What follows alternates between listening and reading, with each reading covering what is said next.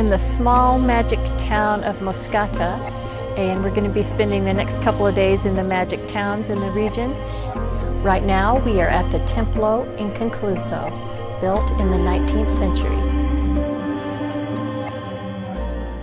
Good morning. We are sitting in a lovely cafe. We are headed up towards 3 magic towns, as they're called in Mexico. So we're on the outskirts of San Sebastian. We're drinking homemade hot chocolate and ate the most wonderful pastries, savory and sweet. Banana and corn muffin. Carmen's Bakery is a really friendly place. Carmen bakes some incredible pastries and has great coffee, making this a must stop if you're heading in this direction. It's located next to the Crystal Bridge on the way to San Sebastian. There are currently 132 magic towns in Mexico.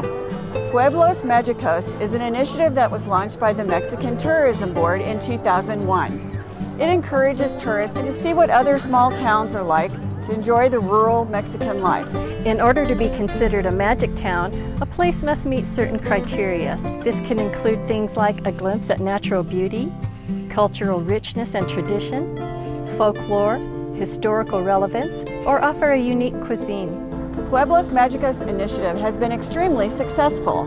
It allows tourists the opportunity to get out of congested tourism areas and visit a rural side of Mexico. It also stimulates the local economy and provides lots of jobs for people. We weaved our way through the Sierra Madre mountains on our way to Mascota.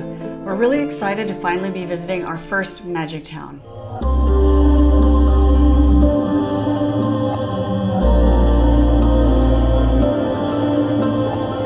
As we pulled into Mascota, which was founded in 1592, our first stop was the unfinished Temple of Precious Blood, or Templo Inconcluso. Construction on this church began in the late 19th century, but was halted due to ongoing conflict between the church and state in the early 1900s. Walking around the grounds, one can only imagine what the finished building would have looked like.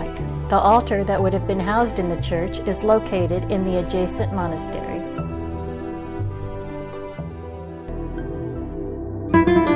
From the unfinished church, we stroll the streets.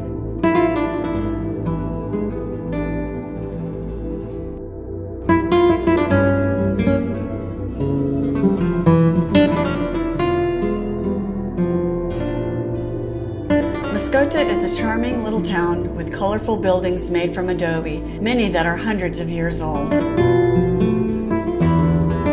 Eventually, we made our way to the central plaza. Here we are in the gorgeous town of Mascota. It is a beautiful Saturday morning. There's no humidity in the air. And all around me is a lovely place to hang out with plants and fountains. Really is a beautiful, beautiful town. Next to the plaza is the parish of Our Lady of Sorrow, built in the 18th century.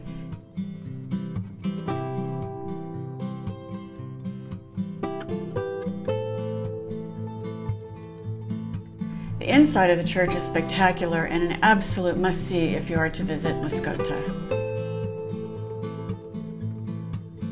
It is built of limestone and has amazingly withstood many significant earthquakes over the centuries. We just left the little mountain town of Mascota, here behind me down in the valley, and we pulled over at this scenic overlook on our way to Talpa. And this is a series of magic towns that we are visiting, and it's so rewarding. The culture is so rich. It is well worth it to get out of your comfort zone and come away from the beach and visit these towns. They're wonderful. We're on our way to Talpa, and on the way, we drove past this rough-hewn little roadside church almost. Decided we had to see it.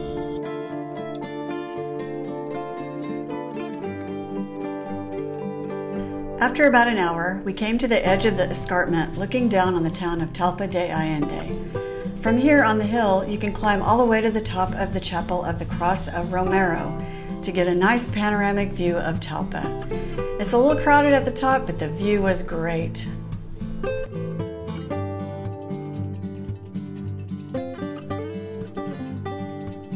Talpa is amazing, and this church that we are at now is It's breathtaking. There's so much history behind it, just like the whole town does. I mean, it's a very small town, but it's just teeming with people and vendors and life. And it is just wonderful here, and I can't wait to see the inside of this church.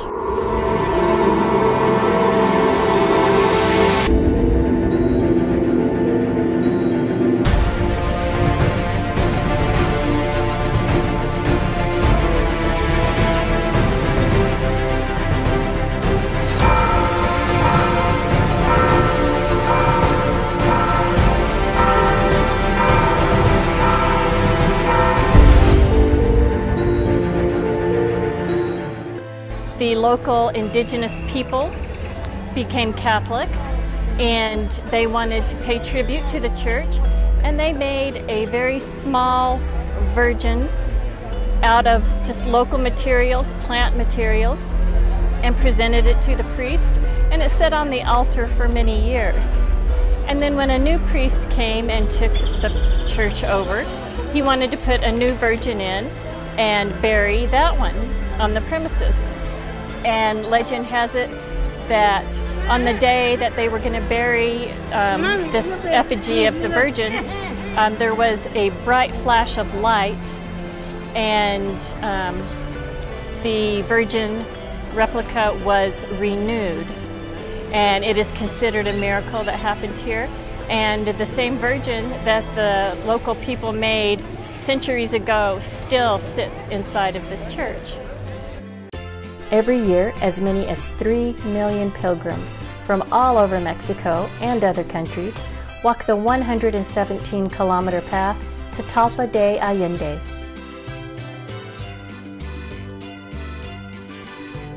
All of these products here are made from gum, from a natural gum tree. They're naturally sweet, there's no sugar added.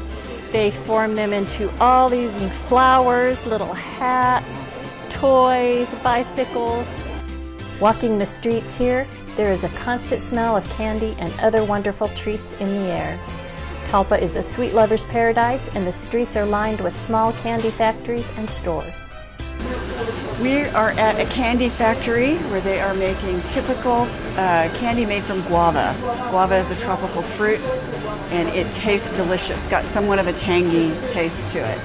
So it sort of looks like cotton candy, but it's more like a fruit roll-up. Stick around until the end of the video, as we're going to do a taste test to see if they taste as good as they smell. After indulging ourselves with sugar, we walked up the hill to the Monumento Cristo Rey.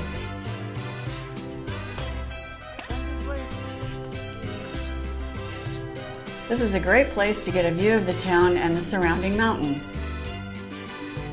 We then headed to our hotel, which had some awesome views of its own.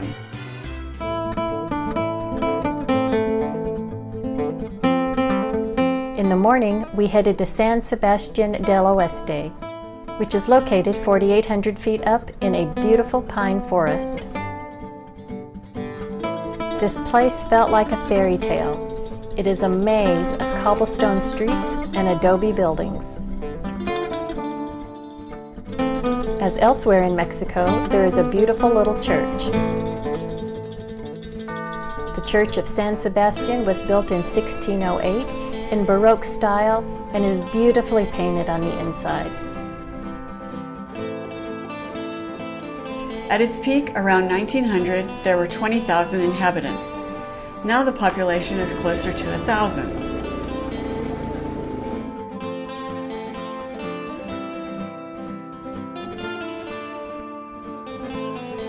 San Sebastian was founded in 1605 as a silver, gold, and lead mining town. It makes a great day trip to escape the heat of Puerto Vallarta. By this time, we were getting pretty thirsty, and we had tequila on our minds. Blue agave, which is located here behind me, is the only agave that they can use to make tequila with. And it takes 5 years for an agave to grow big enough to make tequila. The Hacienda Don Lalin sits right across the Crystal Bridge from Carmen's Bakery. They make tequila according to tradition, roasting the agave in a clay oven. This is high-quality tequila, and they have even won a gold medal at the International Spirit Awards in France. The owner, Eduardo, explained the process, and then we had some samples. Is this with orange? Orange.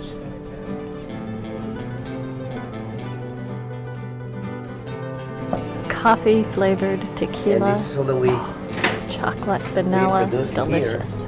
Reposado, delicious. Ooh, that's a bit stronger. It is. After our tasting, Eduardo talked about the effects the pandemic was having on his business, with hopes that tourists would soon return. So we just did our tequila tasting. It was wonderful. The owner here has a great little local tequila distillery. This is not a big nationwide distribution. This is artisanal tequila, and you have to basically come here to buy it. But he has a great business going, and we tasted reposado, almond flavor, orange flavor, coffee flavored, and raicilla, which is made from the green agave, not the blue agave. They were all wonderful. We ended up buying a reposado, which is aged tequila, aged for 8 months in oak barrels. And we bought a coffee flavor and an almond flavor. We're so happy. As you can see from our recent trip to the Magic Towns, we did our part to help support the local economies and our sweet tooth. And we've really been looking forward to trying this guava roll.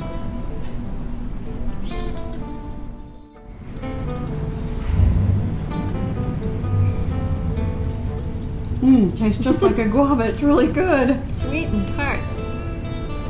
So as you can see, we've got a lot of work ahead of us today.